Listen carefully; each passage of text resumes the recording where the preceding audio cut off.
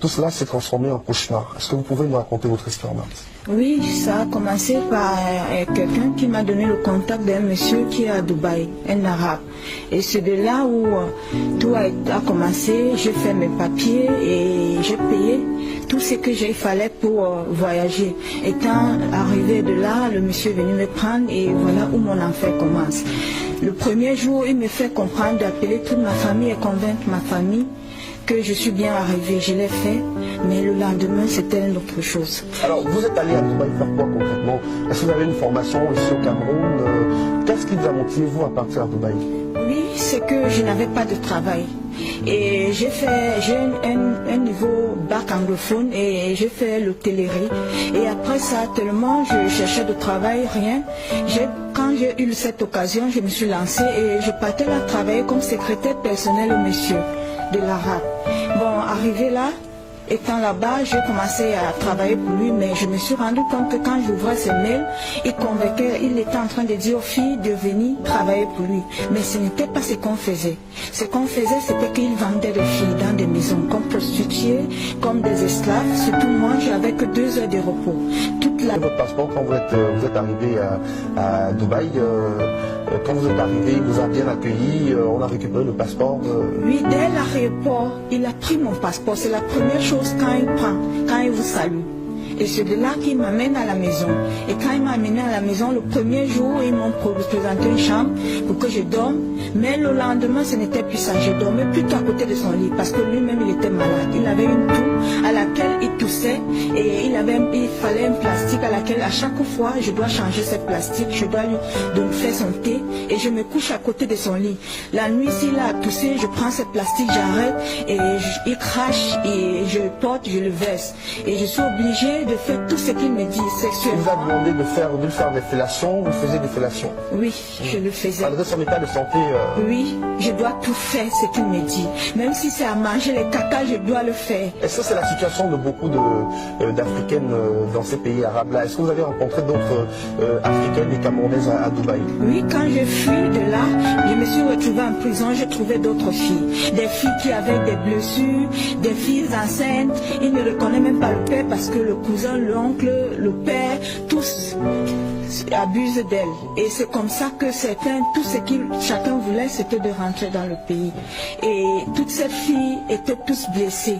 On priait juste qu'on puisse rentrer dans notre pays. Et comme nos passeports étaient à nos patrons, ils n'avaient pas moyen. Et surtout comme il n'y a pas l'ambassade. Il faut chercher quelqu'un qui peut aller signer votre passe pour que vous puissiez rentrer dans notre pays. C'est comme ça donc que j'ai trouvé d'autres personnes.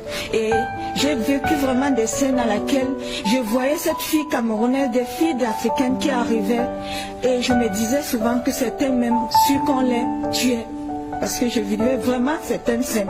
J'étais là présent, je voyais tout, mais je n'avais pas le droit de parler. Tout ce qu'il fallait faire, c'est juste jouer cette rôle. Ou non, moi aussi, je dois mourir. Donc dans cette société arabe-là, il n'y avait aucune considération pour vous, les Africaines. Vous étiez totalement maltraitées, exploitées sexuellement. On parle même d'autres filles aussi qui sont obligées de se livrer à la prostitution aussi. Oui, oui, oui. Là, c'est même normal. Ce qui est même plus, c'est celle à laquelle on vous oblige à faire des sexes dans des choses que vous ne connaissez même pas. Sexuellement, vous Ce qui a été votre cas. Oui. Vous avez passé le temps à faire une fellation à votre maître qui lui était pas en santé du tout. Oui. Et vous travaillez, vous avez que 2 ou 3 heures de repos, on vient vous réveiller et vous ne vous couchez pas bien sur un lit, c'est juste au sol. Et quand il est l'heure, on vient vous botte de vous réveiller. Est-ce que vous n'avez pas imaginé que c'était peut-être un piège qu'on vous tendait, parce qu'il y a quand même de la sensibilisation autour de ces voyages vers les pays arabes? Vous êtes parti, ça fait quelques temps, vous avez passé finalement 3 mois à Dubaï, mais on sait qu'il y a quand même une forte sensibilisation en matière d'attention des jeunes sur les dangers justement qui les guettent quand ils arrivent dans ces pays-là. Alors, qu'est-ce qui vous a convaincu à partir en vous disant que c'était vraiment un bon emploi qu'on vous proposait? Moi, je causais chaque jour avec ces missions. On a pu causer pendant 1 mois et demi. Étant ici, là, je ne vous mens pas, monsieur, c'est des choses à laquelle j'appelle l'attention de tous mes soeurs et tous mes frères, d'être vigilants. Tout ce qu'on nous dit n'est pas vrai. beaucoup de choses qu'on vous dit, la personne cause avec vous, parce que moi-même, je causais avec certaines des filles. Si elle est anglophone, je la convainc. Si elle est francophone, je la convainc pour qu'elle vienne. Donc beaucoup de cette personne, l'image qu'on vous montre n'est pas ce que vous croyez. Mais c'est quand vous êtes sur le terrain que vous vous rendrez compte que ça, ce n'est pas vraiment ce qu'on vous montre. Ils font des belles photos, ils font des belles choses et tout.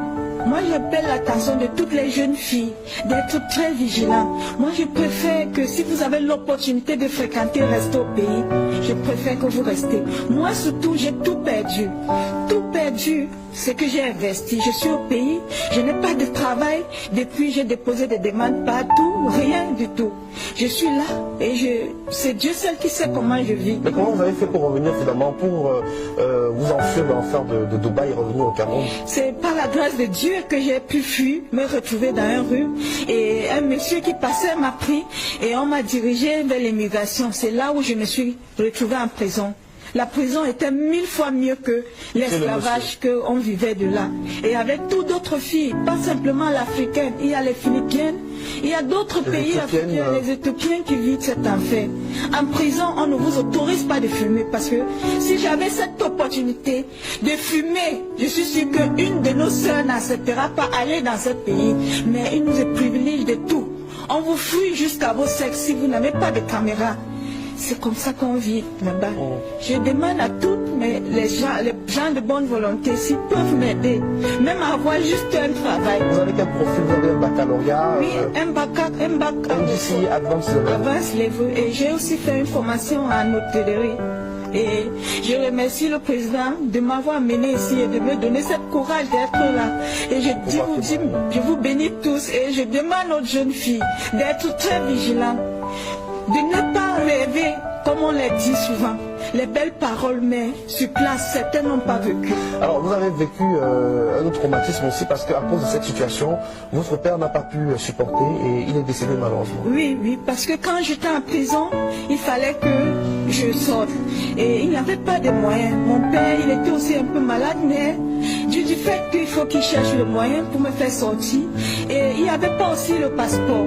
Il fallait beaucoup de prières, parce que le Camerounais, je suis sûre que beaucoup de Camerounaises qui sont là-bas, qui sont enfermés, qui n'ont pas de passeport, ne reviennent plus.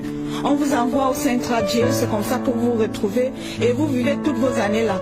Si un jour on vous cherche, tant mieux, sinon toutes vos vies.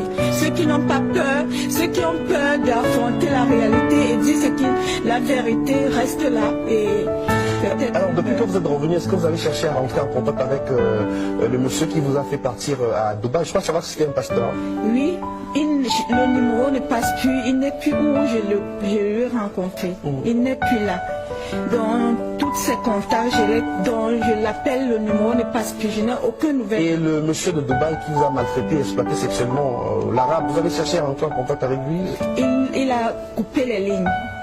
Il a coupé les contacts. Mais j'essaye souvent par ses emails parce que c'était pas ses emails qu'on communiquait et tout. Mais c'est comme si quand il est maintenant très vigilant avec ce qu'il fait. Il y a beaucoup de Camerounaises dans cette situation-là à Dubaï? Oui, il y a beaucoup de Camerounais. Il y a ceux même que j'ai même, comme je causais français et l'arabe ne causait pas français, j'ai essayé de convaincre certaines de ces filles qui causaient l'anglais et français de ne pas venir, que ce n'est pas vraiment un vrai rêve. Et certains d'eux ont accepté, certains se sont représentés et j'étais obligée de le faire. C'est tout ce que je pouvais faire pour survivre et rentrer au pays. Merci pour votre témoignage. Restez avec nous sur le plateau, Marthe.